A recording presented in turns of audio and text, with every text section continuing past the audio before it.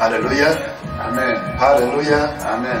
Bakristo bene data turasuhuje mu izina ry'umwami wacu Yesu Kristo. Amen. Kandi tubifuriza kugira Pasika nziza. Uyu munsi ni umunsi w'umunezero, umunsi abakristo ku isi yose bateranye bizihiza umunsi mukuru w'izuka ry'umwami wacu Yesu Kristo. Pasika iyo tugiye mu mateka tukinjira mu isezerano rya kera, Pasika ari cyo itubwira. Pasika yatangiye mu gihe cy'Abayisiraheli, mu gihe Uwiteka yari yiteguraga kubavana mu gihugu cya Egiputa akabashyitsa mu gihugu cy'i Kanani, igihugu cy'isezerano yabateguriye, igihugu cyatembaga amata n'ubuki. Amen. Muribuka ko Abayisiraheli mu Egiputa bakoreshejwe uburetwa bukomeye cyane, bagera aho batakira Imana yumva gutaka kwabo. Imana itegeka Mose aho yarari gusubira mu Egiputa kugira ngo avane ubwoko bwayo mu Egiputa maze abagutse abageze i Kanani. Mu gihe rero Imana yateguraga kubambutsa, Farawo Bibiliya itubwira yuko yaje kwinangira umutima, ndetse Imana ikoresha ibimenyetso byinshi kugeza aho Farawo yaje kwemera, ariko yemera Imana imaze gukora igitangaza gikomeye cyane. Mu gihe rero Farawo yari yamaze kwinangira umutima, yinangira umutima, Imana yategetse ko Abayisiraheli buri muryango ushaka umwana w'intama, amaraso bakayasiga ku mbugamizo z'imiryango, kuko Uwiteka yaragiye gucaho. Niyo mpamvu Pasika ivuga gucaho cyangwa se gutambuka, igihe Imana irigiye kubohora Abayisiraheli, igiye kubohora ubwoko bwayo. Twihuse reka dusome mu gitabo cyo mu Kuva mu gice 12 umurongo wa 27. Hari ati muje mwasubiza muti ni igitambo cya Pasika y'Uwiteka, kuko yanyuze ku mazu y'Abisiraheli bari mu Egiputa agakiza amazu yabo. Ubwo yicaga Abanyegiputa, abantu barunama bikubita hasi. Amen. Pasika bivuga kunyuraho mu gihe Imana yarije kurimbura, ariko marayika w'Uwiteka yagera ku muryango yabona ikimenyetso cy'amaraso maze agacaho agatambuka, abo muri iyo nzu bose bakarokoka.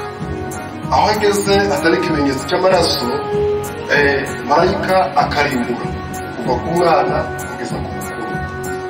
Bibiliya iratubwira ngo Pasika yubahirizwaga buri mwaka, Abayisiraheli bakibuka ubwo Imana yabatabaye, ubwo Imana barokoye, ubwo Imana yabakuraga mu maboko ya Farawo.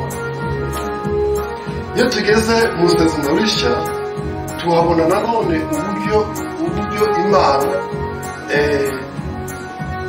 yatabaye ubwoko bwayo, uburyo yadukunze ikemera kohereza umwana wa Yesu Kristo akaza muri iyi si. Yaje kuko ibyaha byacu, yaje kuko ibicumuro byacu. Ya maraso ya Yesu Kristo yamenye ku musaraba, ayo ngayo niyo tubohoye, niyo yaducunguje.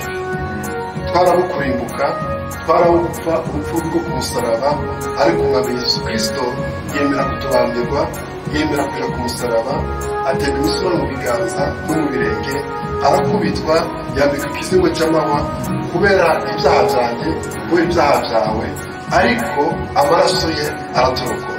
Haleluya. Amen. Haleluya. Amen. Haleluya. Amen. Bibiliya iratubwira ngo Yesu Kristo yamaze mu gituro iminsi 3, ariko ku munsi wa 3 arazuka. Niyo mpamvu bene data uyu munsi wa none turimo twibuka Pasika turimo twibuka isuka y'umwami wa Yesu Kristo. Reka dusome ubutumwa bwiza uko bwanditswe na Luka ibice 24. Kwa mbere iminsi 7 kare mu museke baje ku gituro bajyana guhumura neza batunganije, babona igitare kibirinduye kivuye ku gituro, binjiramo basangamo intumbi y'umwami Yesu. Bakinguye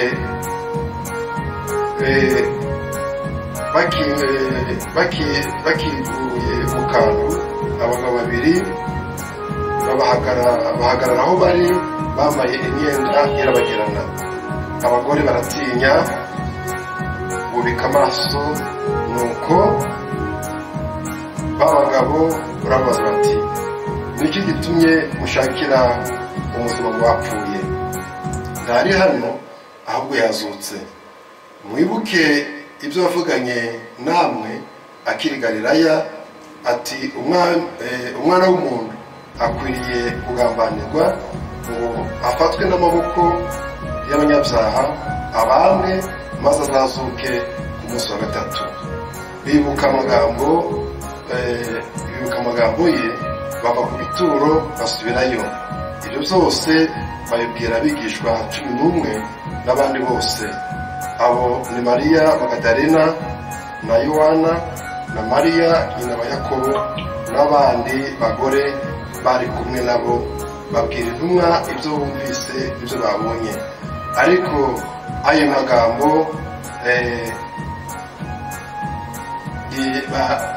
ababera nk'imbuha ntibayemera.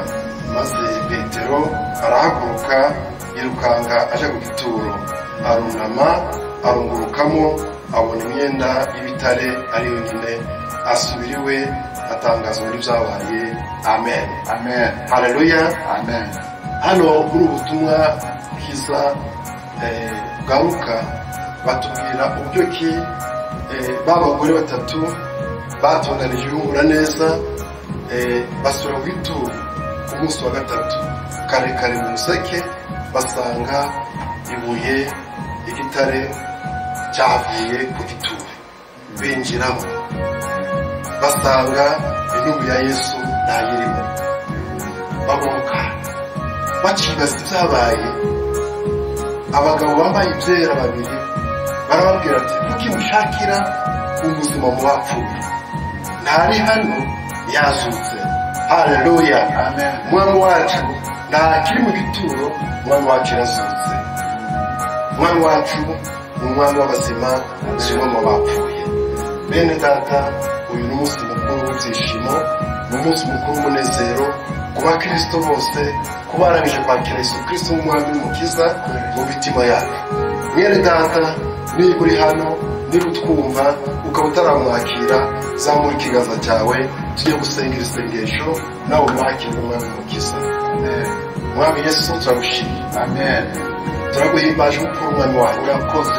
Urakoze kubw'urukundo rutangaje, urukundo wadukunze, ukemera kutubambirwa ku musaraba, ukemera kudupfira. Mwami, turagushimye kuko wapfiriye ibyaha byacu, wapfuye mu cyimbo cyacu, kuko turi abanyabyaha. Nitwe twari dukwiriye kubabazwa, nitwe twari dukwiriye gupfa, ariko wapfuye mu cyimbo cyacu, uratubohora.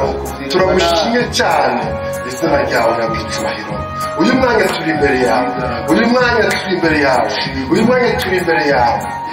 Emera wongere winjire mu mitima yawe, wongera utubabarire ibicumuro byawe, wongera twezeshe amaraso avuye ku musaraba, wongera udutunganye, wongera udukureho ibicumuro byose, ibyo twakoze nawe kukubabaza, ibyo byose bitubabarire mu izina rya Yesu Kristo. Utugire neza. Amazina yacu wongera arike mu gitabo cy'ubugingo. Abatarakwakira mwami, reka uyu mwanya bakwakire, ubabere umwami n'umukiza. Reka bakingure imitima yabo, winjire mu mitima yabo, intebe y'ubwami yawe yongere yimikwe muri bo, maze utegeke ubuzima bwabo. utegeke ubugingo bwabo, utegeke imigendere yabo, utegeke imivugire yabo, utegeke imitegekere yabo, imitekerereze yabo, utegeke imigendere yabo, imyicarire yabo. Uwiteka Mana ikomeye, maze tugendane nawe kandi tugerekere mu cyawe. Urakoze Uwiteka Mana ikomeye kuko utwemereye, urakoze Uwiteka Mana ikomeye kuko ugiye kutubera umwana ugatubera Imana. Twemere tukubera abantu, tupera ubwoko, maze utegeke mu mitima yacu, utegeke mu bugingo bwacu, utegeke Mwana, utegeke Mwana, byose birakumvira. Urakoze rero kubw'uyu munsi mukuru, umunsi mukuru wa Pasika, umunsi mukuru Mwami, twibuka isuka ryawe Mwami Yesu Kristo. Ntabwo ukiri mu gituro, uri Umwami w'abazima, ntabwo ukiri mu gituro, warazutse. Ubwo wazutse Mwami, dufite ibyiringiro yuko natwe nidupfa umunsi umwe uzatuzura, maze twicarane nawe ubwangu mu ijuru. Urakoze Uwiteka Mana ikomeye, urakoze kuko utwemereye uyu mwanya. Reka uyu munsi tube umunsi w'umunezero, reka uyu munsi tube umunsi w'ibyishimo, reka uyu munsi tubere umunsi w'ubutsinzi. Mwana ikomeye, reka ubuzima bwacu buhimbaze izina ryawe, kuko wanesheje byose, wanesheje Satani, unesha urupfu, unesha ababisha bacu.